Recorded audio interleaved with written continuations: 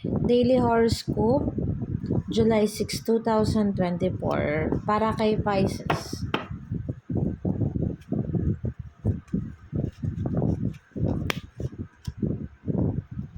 Sabi dito, Pisces, magiging maayos naman daw ang takbo ng araw natin ngayon, no? Sabi dito, magiging maalwal. Regarding sa financial, magiging maayos naman ang takbo nito. Kung may binabala kang gawin, like mag-apply ng trabaho, i-go mo daw yan, or something makakapag-gain sa'yo, ituloy mo, no? Sabi kasi dito, no, huwag ka mag-alinlangan. Ituloy mo lang yung mga balak mong gawin. Mag-ingat ka lang daw sa mga taong nakapaligid sa'yo. Mag-ingat ka lang daw dun sa pupuntahan mo. Kung may balak kang umalis or mag-travel this time, kailangan mag-ingat ka po kasi may betrayal card ka, ha. Huwag ka masyadong magtitiwala today kasi matatrap ka sa isang sitwasyon. Punta naman tayo kay Aries.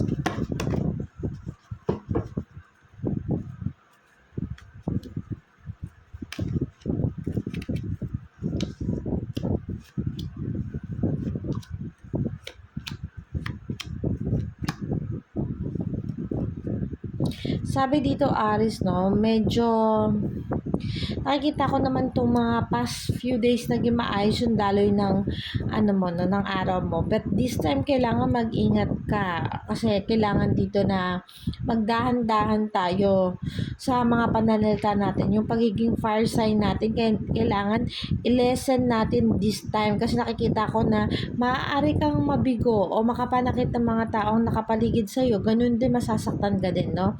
Sabi dito, wag mo daw panginayangan yung mga nakalipis na. Kailangan mag-move forward tayo, Aries. Kung ano yung mga losses na o nawala na, kailangan ayusin natin to, no? Mag-focus tayo dun sa kung ano yung kinakaharap natin, no?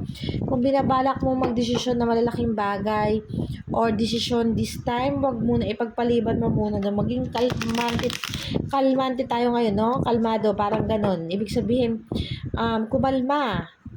Yun ang mas magandang way ngayon, Aries. Para naman kay Taurus.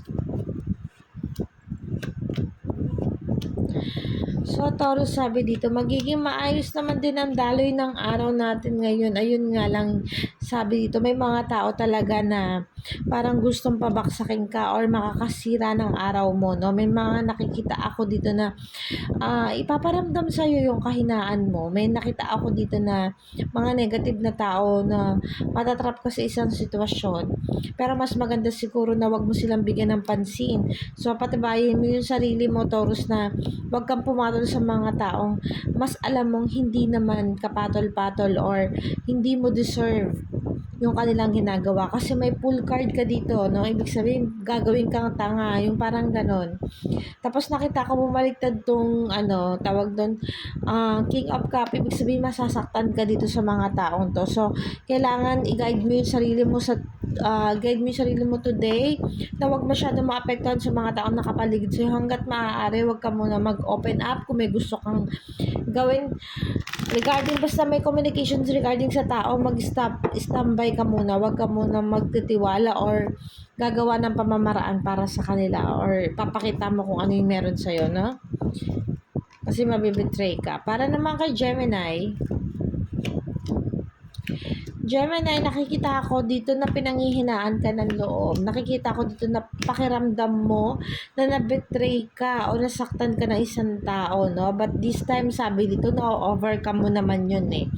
Sabi din dito, no, na nawawalan ka ng tamang guidance ni universe. Sabi dito kasi pakiramdam mo na pagkaisahan ka or it was against with you, no?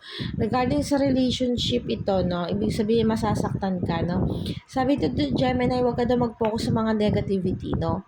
Nakikita ko dito na lumabas ang devil. So, kung binabalak mong I shall return, sabi, medyo, ang paghihiganti daw is hindi daw makakabuti yon, no? Sabi, ipagpasa Diyos na lang natin yung mga nakapanakit sa atin, Gemini. Regarding sa money, wala akong nakikitang problema. Maayos ang daloy ng kaperahan natin ngayon, Gemini. Ayun nga lang, kailangan mag-move forward tayo. I-focus natin yung sarili na lang natin o yung time natin kung paano tayo aasenso. Para naman kay Cancer. Cancer. Nakikita ko dito na nawawalan ng pagkabalanse, Cancer, no? Although nakita ko dito na may kalakasan naman or bumabawi ka naman sa pagkadapa mo or kung ano yung mga mali ng mga nakaraan. But kailangan mo pa rin mag-ingat, no? Sa mga chismosang nasa paligid at mga taong gusto magpabaksak sa'yo. Na makikita ko rin dito yung betrayal card, no? Sabi dito may iipit ka daw, no? Mahuhusgahan ka sa mga maling gawa, no? Sa mga gawa mo may mga gustong manira sa'yo. But this time, kailangan mag-focus ka na lang sa financial. Huwag ka masyadong magtiwala sa mga taong nakapaligid sa'yo. Focus lang sa financial kasi yung nakikita ko kailangan mong gumante sa the way na magiging successful ka, Cancer. Doon na lang ang paghihiganti mo, mas makakatulong pa sa'yo. Para naman kay Leo, The Magician, ang head mo, the Leo. Ibig sabihin ko, ano man yung sigulot o problema mo ng mga nakaraan, mga past few days, malalagpasan mo daw yun, no? Sabi dito, bumabaliktad yung family. Ibig sabihin, maghinay-hinay tayo sa mga pananalita natin, Leo, no? Baka makapagbitaw tayo ng mga salitang mas makakasakit sa mga taong nakapaligid sa atin o sa mga mahal natin sa buhay. Sinasabi din dito, Leo, na magiging masaya ang araw mo today. Then, nakikita ko rin dito yung magiging jolly ka. So, kailangan lang i-push mo daw yung pang-financial o gumawa ng pamamaraan. Nakikita ko rin dito magiging hard ka dito, no? Magiging matapang ka, no? This time, Leo, sabi dito, magiging strong personality ka, papakita mo yung, a male version mo, you know, yung pagiging strong personality mo.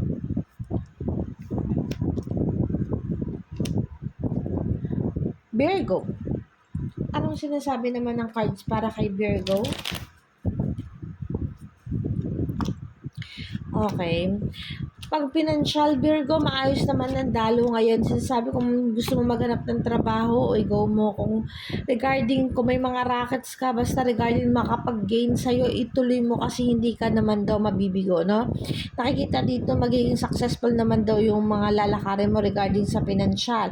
Ayun lang, nakikita ko rin dito na bumaliktad ang family mo, unhappy family. Ibig sabihin, magkakaroon ng mga sigalot sa love life o sa mga taong nakapaligid sa'yo, like sa family mo, no? Although nakita ko nandito naman yung strength, may kakayahan ka naman. Sabi dito mga past few days daw, nawalan ka ng ganang kumilos para sa ekonomiya mo o tawag dun sa mga dapat mong gawin nagne-negative, no? But this time, malalagpasan mo daw yan, magiging maayos daw this time. Maaayos mo lahat ng kaguluhang meron ka ngayon, Virgo.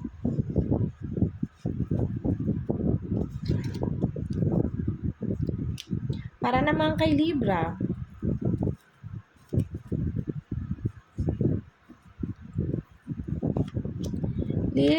the word ang nag-head sa'yo. Ibig sabihin, magiging maayos ang takbo ng araw mo today. Nakita ko rin naman na marami kang i-grab na opportunity today. Like, na kapag gusto mo maghanap ng trabaho, i-grab mo yan.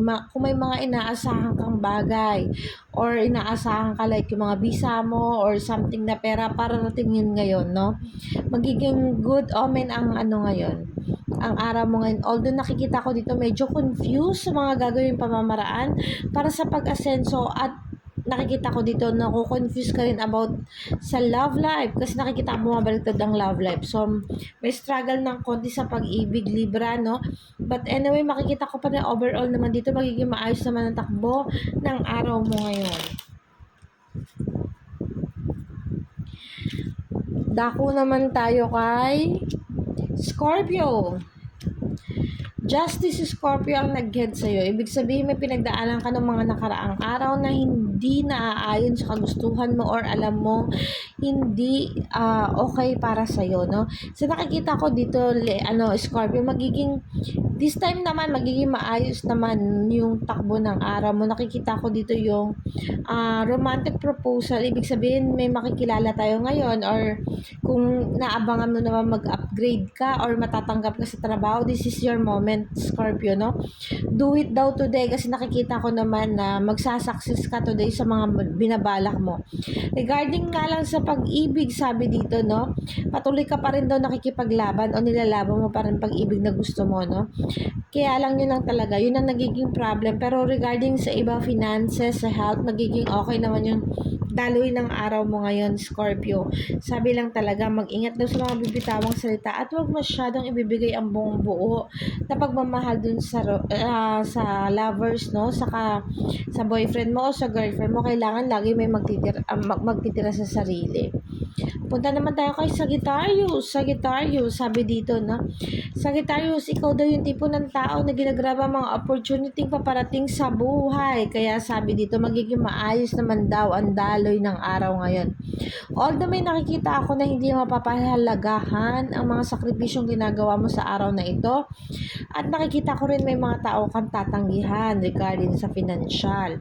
Sabi dito, may mga lalapit daw sa'yo pero tatanggihan mo. Nakikita ko kasi na nawawalan ka rin ng guidance kay universe regarding sa financial, no? Syempre, kailangan mo unahin muna ang mga pangangailangan mo bago ang ibang tao. So, sabi dito, no, basta focus on yourself, magbigay lang kung may susobra, pero kung wala, ilaan mo na sa sarili, no? Dahil alam kong kailangan mo din ang pera sa araw na to, no? Punta naman tayo kay Capricorn. So, Capricorn, okay, may mga past relationship na or nakita ko dito may mga betrayal na or pain na pinagdaanan ng mga nakaraang araw. But thanks God, Capricorn, na overcome ito, no? Nakita ko dito medyo okay ka na. Maliban dun sa mga nakaraan, no? Nakikita ko rin ngayon na papunta na sa goal ang iyong motivation. Nakikita ko rin nakita mo na ang new beginning mo, no? Sabi may paparating ng new beginning sa araw na to. Ibig sabihin mag-work ka ngayon. Magiging maayos ang daloy sa iyo, no? Nakikita ko dito yung pag-travel or pag-alis, wag muna daw, no? Kung may binabalak kang umalis, wag daw muna, no? Pero sa nakikita ko in general, nagiging maayos naman ang takbo ng araw natin ngayong Capricorn. Na-overcome mo yung pain na mga na nangyari sa iyo ng mga last day o mga last few days, no? Punta naman tayo kay ano na to? Aquarius. Aquarius, sabi dito Aquarius, maghinay-hinay muna daw tayo sa desisyon sa buhay, Aquarius. Lalo na regarding sa finances, no, although nakita ko meron kang naitatabi ngayon, sabi, spend wisely daw, sabi Aquarius. Nakikita ko rin dito na magkakaroon ng sigalot o awayan regarding sa partner o sa mga head mo like boss or partner mo like or yung parents mo. Nakikita ko dito na magkakaroon ng konting sigalot, so kailangan kumalma tayo, no, at magdahan-dahan tayo ng mga bibitawan nating salita. Huwag din tayo basta-basta magdesisyon ngayon, Aquarius, kasi hindi na uukma ang panahon natin ngayon, no. Regarding naman sa sa lovers, sa pag-ibig, nakikita ko dito may konting tampuhan na mangyayari, so kailangan palawakin natin yung pag-uunawa natin ngayon sa araw na to at intindihin natin kung yung mga partner natin, no. Nakikita ko kasi may negativity regarding sa love life. So ito lamang po ay guidance lamang at maaari niyo pong sundan or hindi.